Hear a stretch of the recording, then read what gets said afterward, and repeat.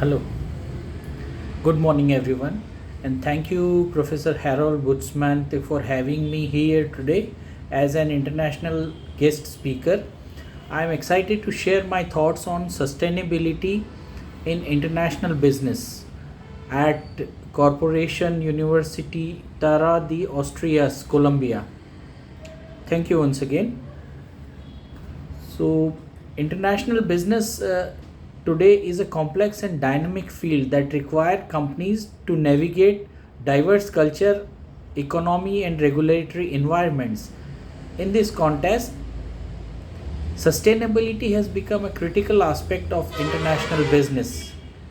Companies that prioritize sustainability are better equipped to manage risk, improve their reputation, and drive a long way. So we are going to today speak on I'm going to talk to you on sustainability. But before that, let me just briefly introduce myself. My name is Sandeep Savitaprakash Sharma. I'm PhD with creativity and innovation. I have 25 years of experience in working as director with Magnum Opus International, and academically I am associated with the JG University Ahmedabad in India. So welcome to this session on sustainability. So the first thing that we start with is what actually sustainability is. So we can define sustainability as the process of living within the limit of available physical, natural, and social resources in ways that allow the living system in which humans are embedded to thrive in their perpetuity. So if you take it in another words, it is meeting the needs of the present without compromising the ability of future generation to meet their own needs. That was stated by United States in 2015 in the SDGs. So it encompasses basically three pillars: social, environmental, and economical. So these are basically three important pillars of sustainability.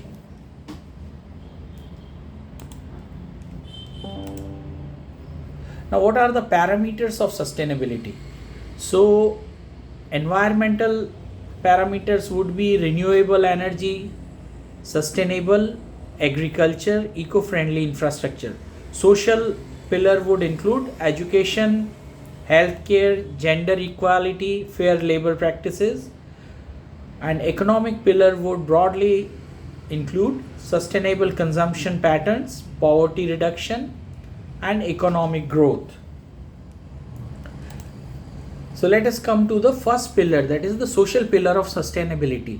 So this dimension of sustainability focuses on creating and nurturing a responsible community, fair treatment of employees while protecting and promoting their well-being, inclusion, and prosperity. Universal human rights and necessities are attainable by everyone, and adequate resource to keep their family and communities healthy and secure.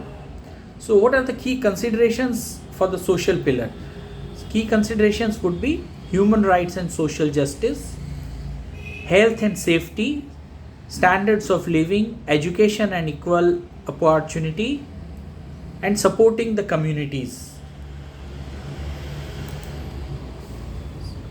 Again, coming to the second pillar, that is the environmental pillar of sustainability, or our planet Earth.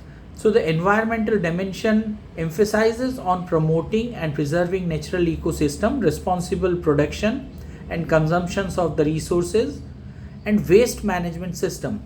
It focuses on ecological integrity. Key consideration for environmental pillar include climate change, natural resources like water, land, biodiversity, pollution, and waste management. Third pillar would be economic pillar of sustainability, that broadly focuses on the profitability in terms of the business. So what does this economic pillar of sustainability indicates? So it indicates investment into a long term to create a resilient economy. Human communities across the globe can maintain their independence and have access to resources that require financial and others to meet their need. Economic systems are intact and activities are available to everyone. Key consideration for the economic pillar would include job creation and economic growth, investment and research development, wealth creation, governance, risk management. Coming together, those three pillars create a viable, sustainable economy respecting the people involved in the process and including social equality while preserving the environment. So once we have discussed the base of the sustainability, these three pillars, now we come to relevance of sustainability. Why is sustainability so important? So the key issues would be mitigating environmental degradation and climate change, promoting social justice and human rights, ensuring economic prosperity for present and the future generations. Now, how is sustainability relevant to the international business? So, sustainability in the context of international business refers to the practices of conducting operations and making decisions that consider the long-term economic, social, and environmental impact of a company's activities on the global stage.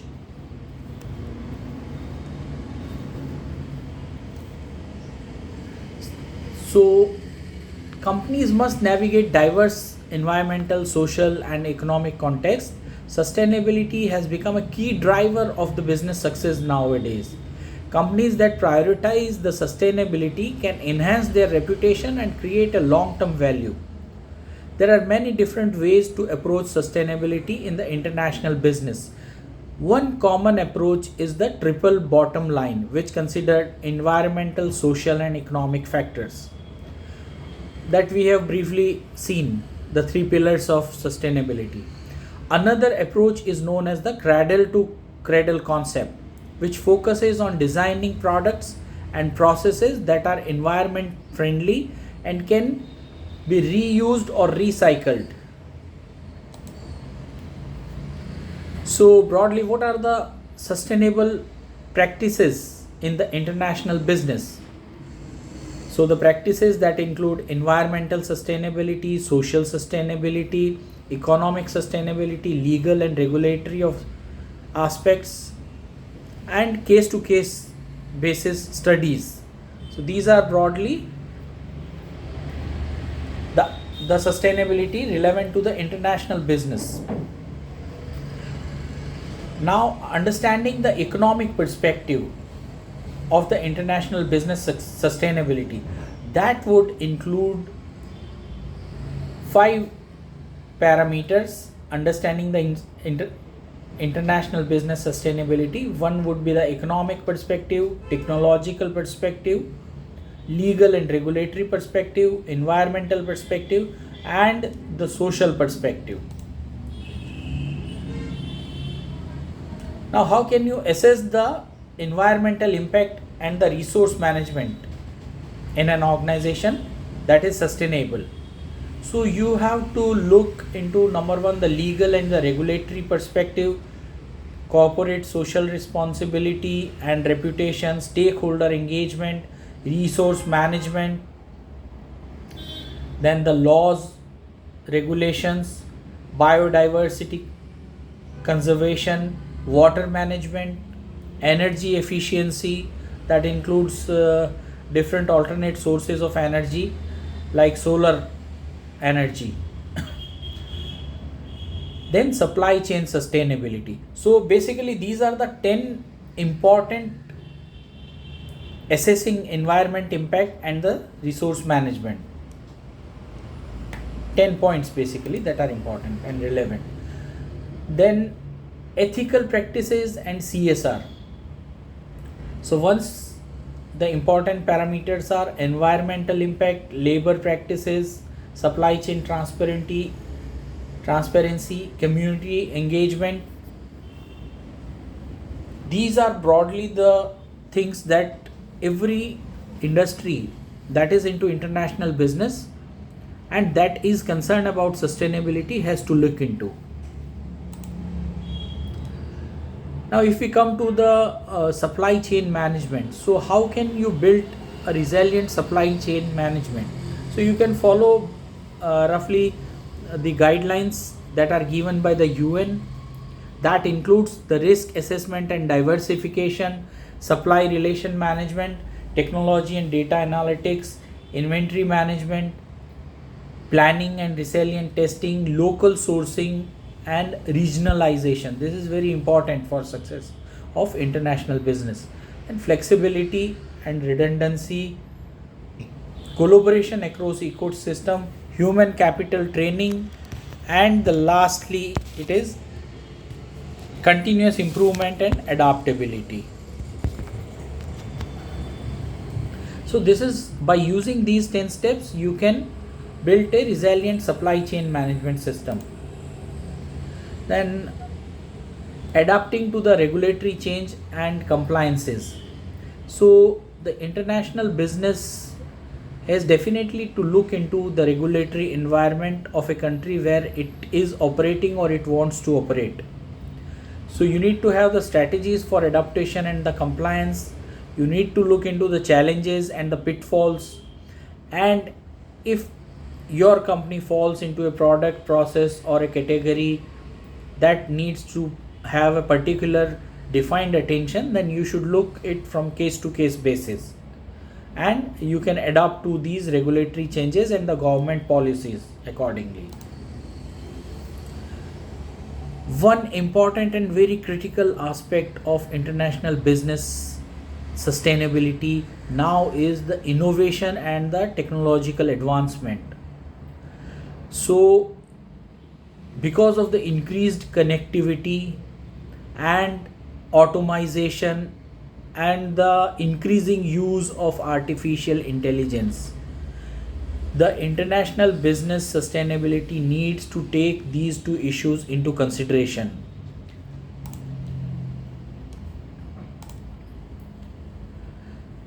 Now, another important aspect that needs to be looked into international business sustainability is the risk management and the crisis preparedness.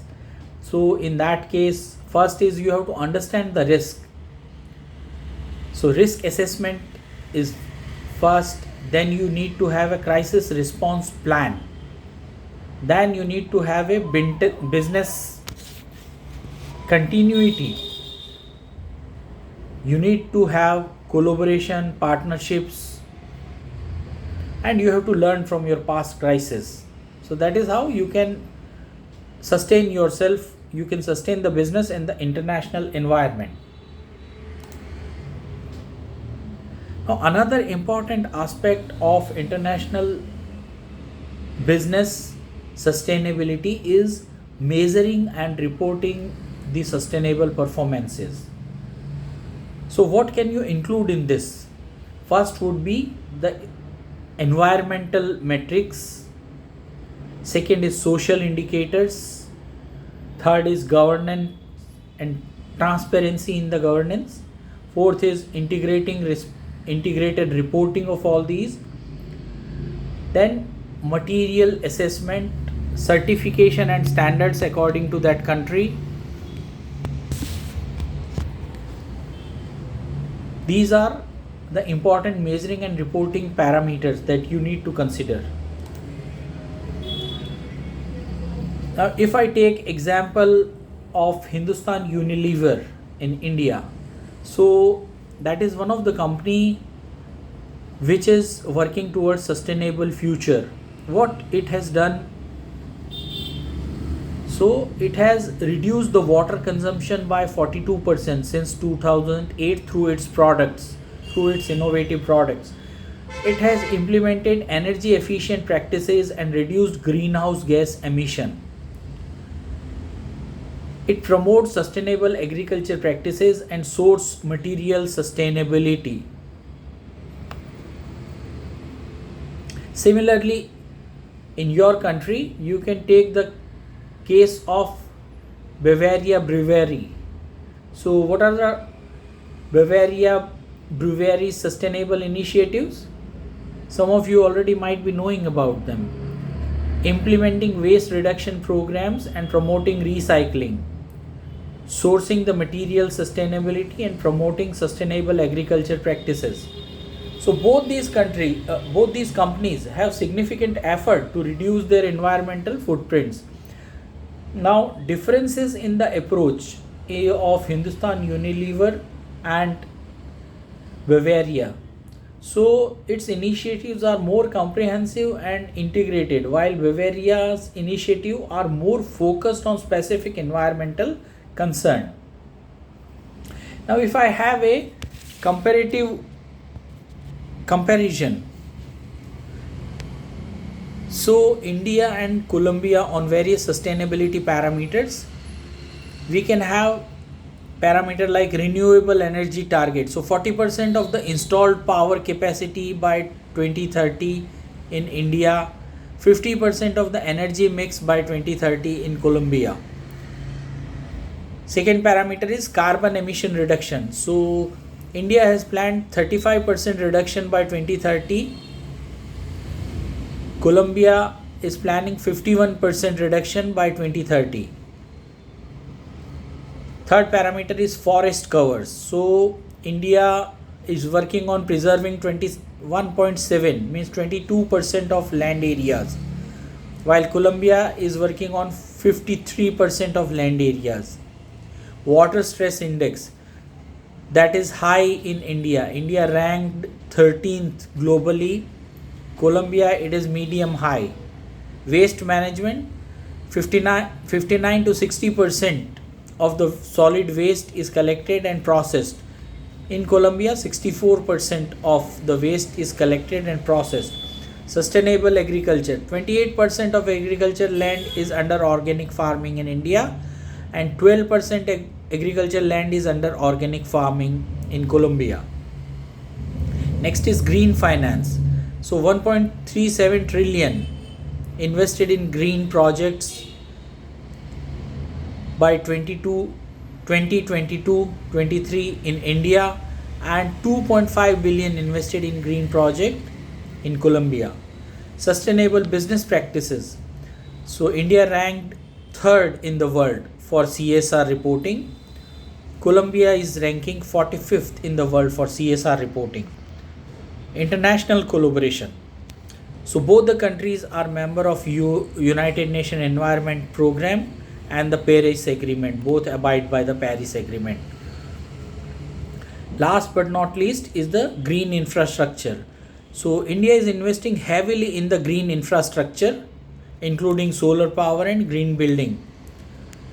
Colombia is investing in green infrastructure, including wind power and sustainable transportation system.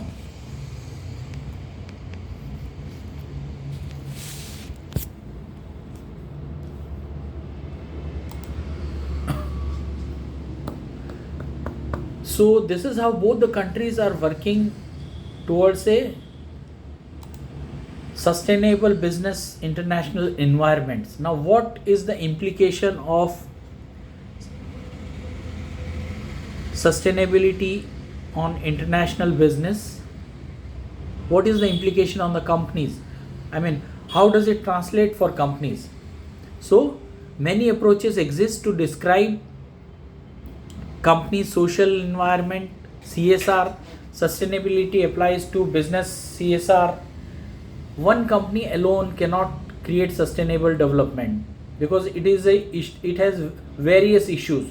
So for any single company to become sustainable, it needs suppliers to innovate and socially responsible products and processes.